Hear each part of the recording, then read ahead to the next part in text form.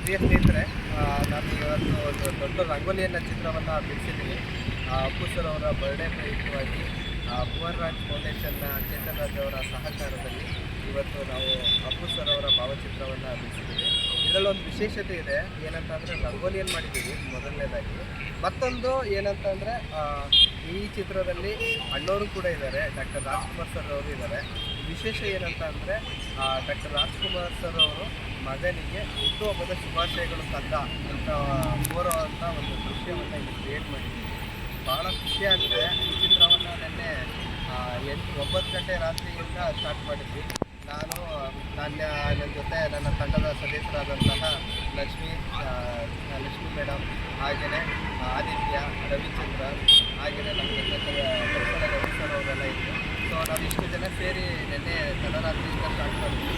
ಇನ್ನೂ ಒಂದು ನಡೀತಾ ಇದೆ, ಫೈನಲ್ ಸೆಕ್ಷನ್ ಇದ್ದೀನಿ. ಭಾಳ ಖುಷಿಯಾಗುತ್ತೆ. ಈ ಚಿತ್ರ ಬಂದು 8,000 ಸ್ಕ್ವೇರ್ ಫೀಟ್ ವಿಸ್ತೀರ್ಣದಾಗಿದೆ. ಭಾಳ ದೊಡ್ಡ ಚಿತ್ರ.